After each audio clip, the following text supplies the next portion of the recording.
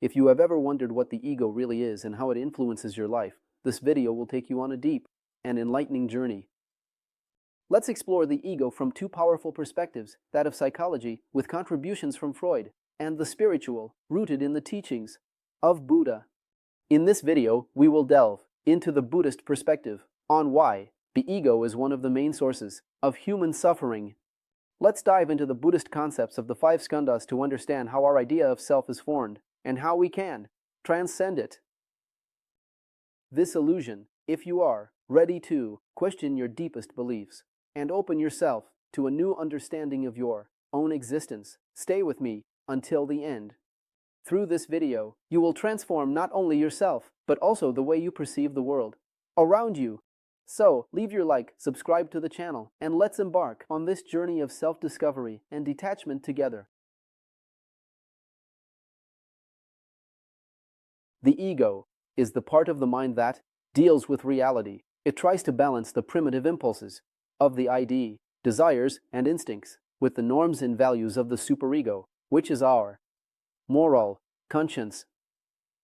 The ego acts as a mediator, trying to satisfy the desires of the ID in a way that is acceptable to the superego and socially appropriate. On the more spiritual side, the ego is seen as the construction of a separate identity, an illusion that makes us feel isolated from others and from the universe as well. This illusion is called psychiatit, or the view of self-existence. According to Buddhism, all phenomena, including what we call the self, are impermanent, and it is created from the experiences we live. The concept of ego in Buddhism can be understood through the five skandhas, or five aggregates, which are the components that create the experience of being, or visual identity. However, Buddhism teaches that there is no permanent self. We are the combination of these five skandhas that are in constant change. We live different experiences and create new perceptions of reality. For example, I believe that everyone has looked at something they thought and believed in during their adolescence. And today you see it in a completely different or even opposite way. Each of the five skandhas shows a little piece of who you are. Understanding each of them is the first step for us to begin to understand all the things that cause us a good or bad feeling. And since the topic is understanding oneself, I would like you to understand a little more about this channel. My team and I at Drageo, who are with me, work together in the creation of each of these videos here. There are hours and hours of hard work put in even before we turn on the camera. After turning off the camera, there are many more hours spent editing to ensure that the content comes out with the highest possible quality. So if you like it and want to support the channel, go ahead and subscribe and activate the notification bell. This way, YouTube will keep delivering this video to you and to more people. And if this video makes you reflect, even if just for a moment, go ahead and leave that like. This way we can know if the way we are creating the content is enjoyable and good to watch. We believe in the philosophy that you only convey as truth what you truly have in realization. In other words, things that you have actually experienced in practice and understood deeply what they are about. You have had an experience with this, and here on the channel, it couldn't be any different. Every video we choose to make is a huge study. For us, we research texts, books, and have experiences. He talks to other masters who have a deep realization of this and only then chooses to actually convey this content. And when it comes to ancestral medicine, I only talk about the medicines that I actually have experience with. But in the end, what are the five skandhas? Let's take a look. We have the physical and material aggregate, which we call rupa, or form. It refers to the physical body, the senses, and all the objects that we can interact with. But everything is impermanent, and form would be no different. Our body ages, becomes ill, and eventually dies. Just like the computer you are using now or the phone you are using to watch this video will one day cease to exist. And even though this is common knowledge, for all of us, many people cling to it very strongly. It is like clinging to your own appearance, believing that your beauty and youth are essential to your identity or your happiness. Spending resources and time to maintain appearances, fearing aging and the loss of beauty. This illusion of permanence in appearance can, indeed, lead you to suffering. As your body ages and physical changes become inevitable, you may begin to detach from form, realizing that it is merely a temporary aspect of our existence, and that it does not define our true identity or our true worth. Just this perception can free us from a lot of attachment and illusion, because it will allow us to live with more peace, accepting that the impermanence of things is part of life. After form, we have the aggregates of feelings, which is Vedana, or sensations. This is the result of interacting with sensory objects. The sensations we experience can be pleasant, unpleasant, or neutral. However, these feelings can and greatly influence our emotions and decisions. Therefore, Buddhism teaches that we should not cling to pleasant or pleasurable sensations, just as we should not reject the unpleasant ones. After the end of a difficult relationship, for example, it is as if people develop an aversion to that pain, often avoiding even entering into new relationships. You know, everyone has been through this because they believe that it will prevent them from suffering anymore. Instead of looking at this pain, they enter into suffering and spend months, if not years, in this process, and I bet that someone watching this video has gone through this.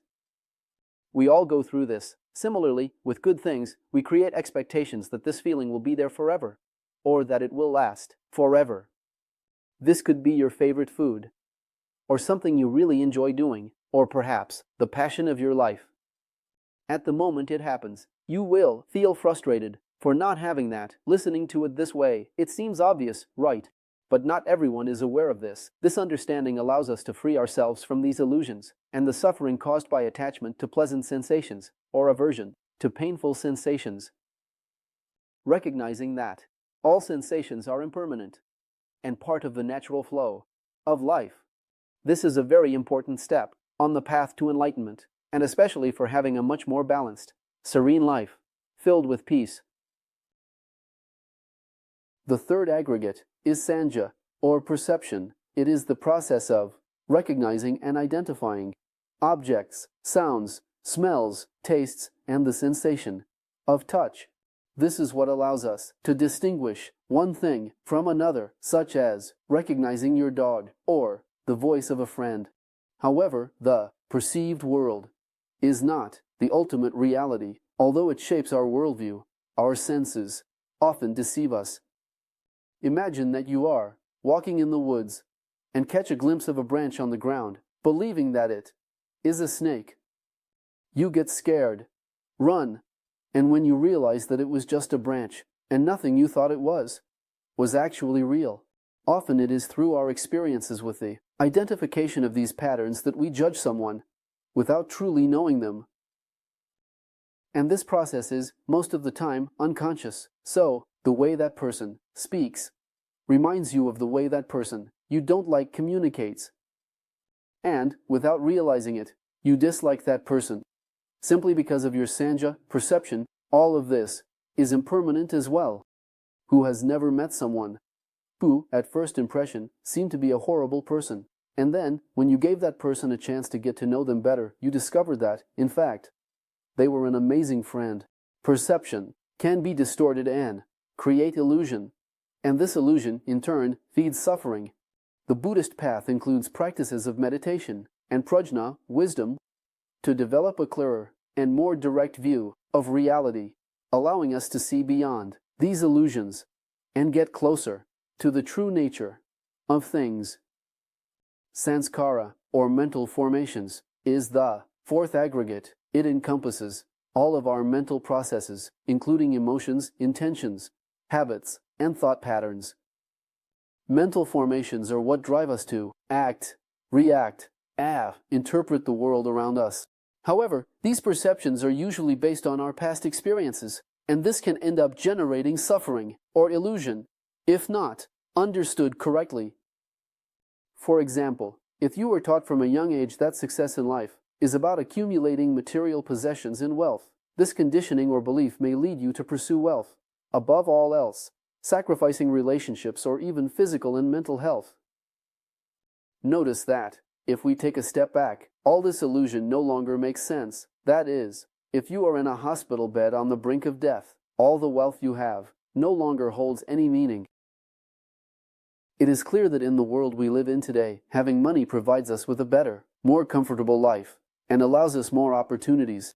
But if when we die, we take nothing with us, what sense does it make for this to be your goal in life? There are also limiting beliefs in this.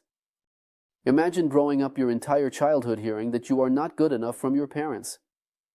Eventually, if you don't work through these memories, you will truly find within yourself that you are not good enough. What they say does not shape your reality, but if you believe it, you really won't be good enough, because you will be afraid to do what needs to be done, to face challenges. You will stop having relationships and will miss opportunities without even trying. After all, you are not good enough, so it's not even worth it. However, when you develop a mind free from illusions and conditioning, it allows you to act in a much more conscious, compassionate, wise manner. By transforming Sanskrit, you pave the way for the liberation from suffering and the flourishing of a fuller and more enlightened life. It is through mental formations that many people throughout their lives build a sort of armor, which causes them to distance themselves from what truly matters. And that is why they feel disconnected, stressed, or have a sense of emptiness, as if all the effort they make, all the work they do, is not enough, because they do not live as they truly would like to, in their truth, on their own terms. That is why my team and I at Taka created a mentorship called the Master's Path, which consists of connecting your leadership with principles of ancestral wisdom and spirituality, thus creating a much fuller and more harmonious life. When you lead from that deep connection, the impact is visible not only in business but in all aspects of life. And this will lead you to a profound transformation in your life and in your business. It will lead you to live with more balance, serenity, and confidence, because it will align your actions with your previous truths. It will allow you to live your life on your own terms. In this mentoring, we will explore what is behind this armor and how releasing it can transform your personal and professional life. If you feel that despite all your effort, there is still something missing, whether it's more time, peace, or that genuine success, this mentorship is for you. The mentorship link will be pinned here in the first pinned comment, so be sure to check it out. It's really something special. The fifth and final aggregate is Vijnana, or consciousness. It refers to the ability to be aware of sensory and mental experiences. Consciousness is what allows us to perceive the world and respond to stimuli, serving as the foundational field where the other aggregates operate. This is where one of the greatest confusions of the human mind exists. Many people believe that consciousness is a stable form that persists through life experiences, but it is precisely these experiences we have of all the previous aggregates that create this idea of self, leading to the confusion that our emotions and thoughts are the self. At some point, we go through a complicated phase where we feel sad and we end up falling into the trap of thinking that we are a sad person or that we are a very angry person. It is from the same idea of consciousness that we create the duality of thinking that we are not the other. What is the difference between two ants of the same species that have the same size and coloration? If I gave you one of these ants to observe for an hour and then switched it without telling you, most people wouldn't notice any difference. The same example would apply to a tree or to any other creature that we believe does not have consciousness. However, when we see this accumulation of experiences, perceive it as consciousness, we define that they are different things, just as we differentiate our dog from another dog that is completely identical to it, because we understand the personality he created through his interactions with us. I, you, the dog, and even the ant are the same in essence.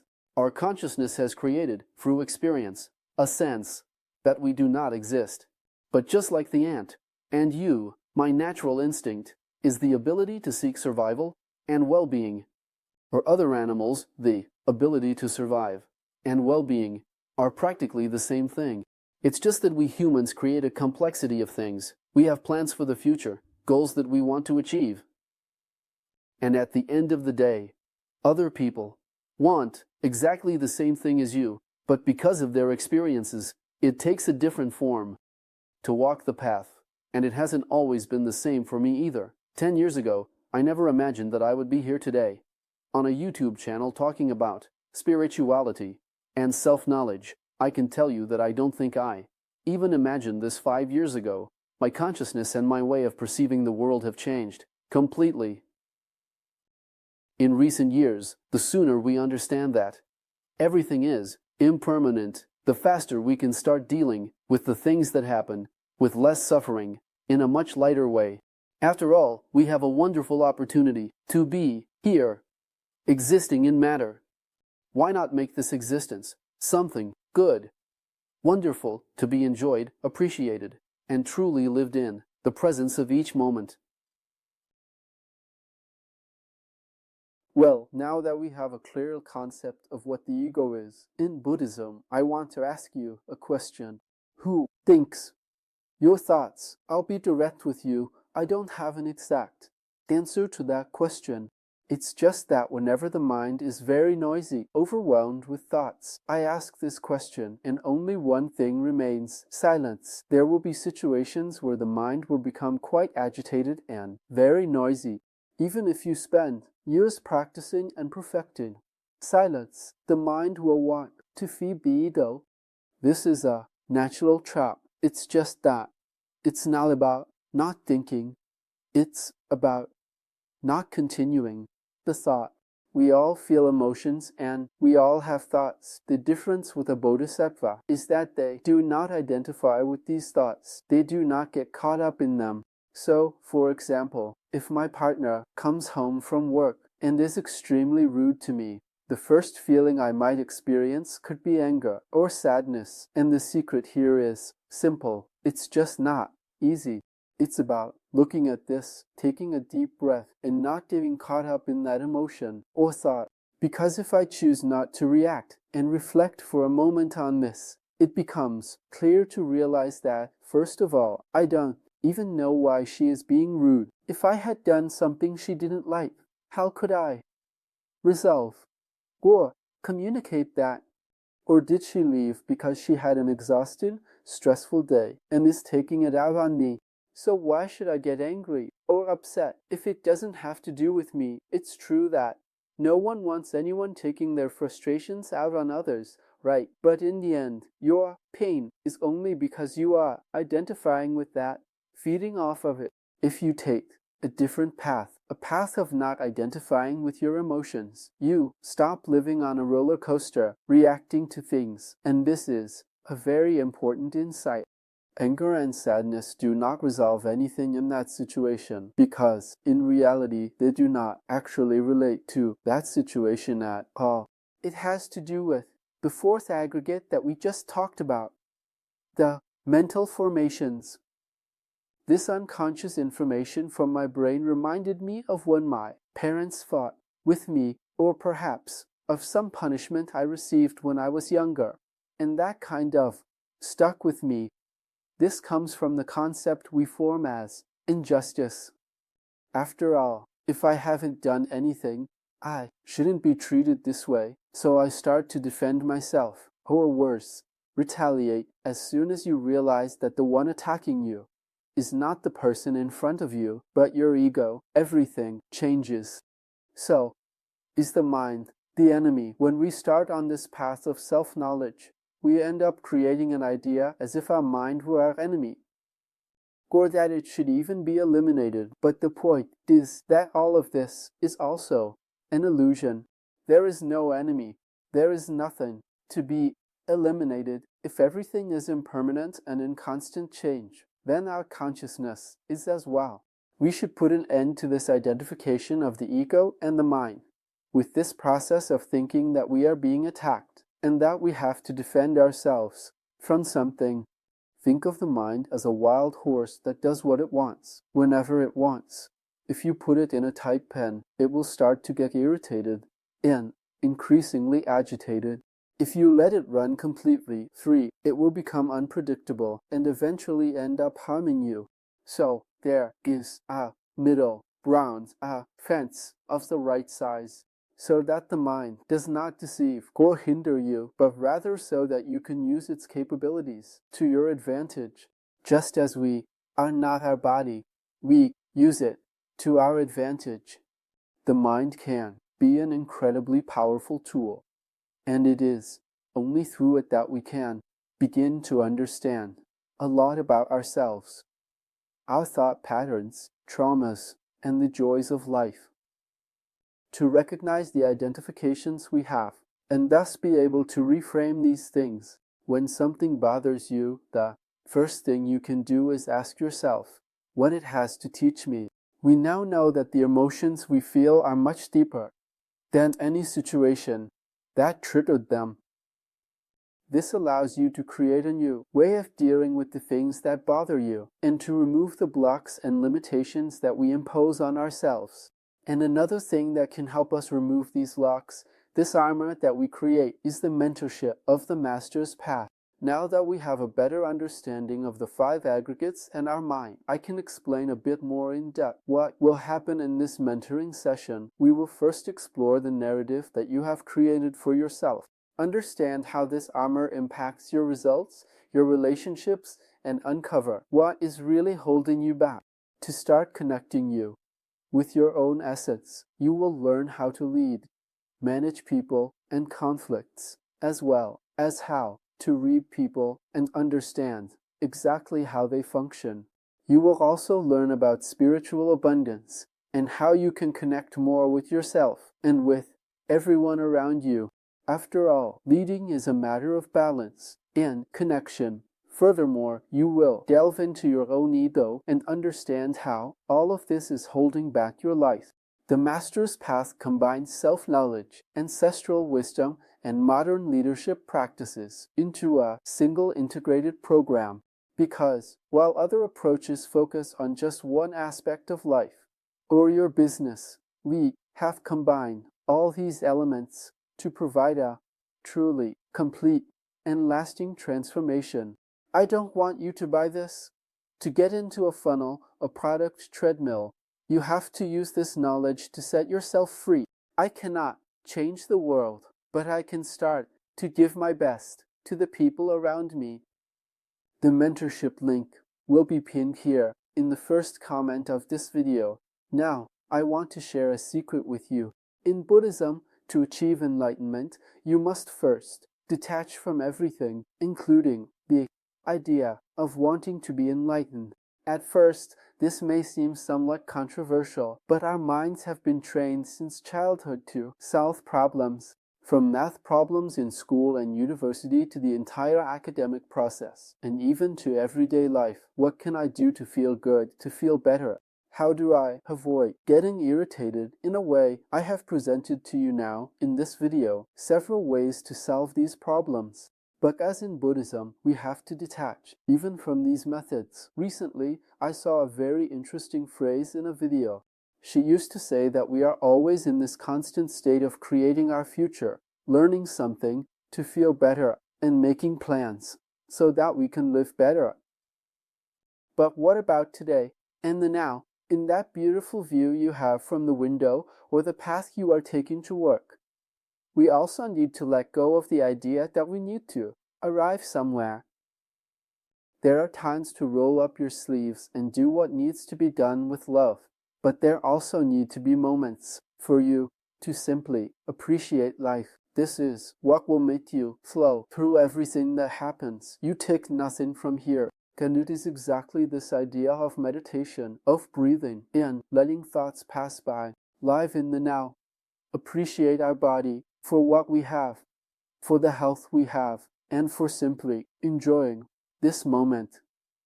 Be careful with the idea that something always needs to be done, that something needs to be healed. This conditions you to think that you always need to have a problem within you to be resolved. And I say this to the people who are on this journey, who have already healed from many things, but are still seeking a cure.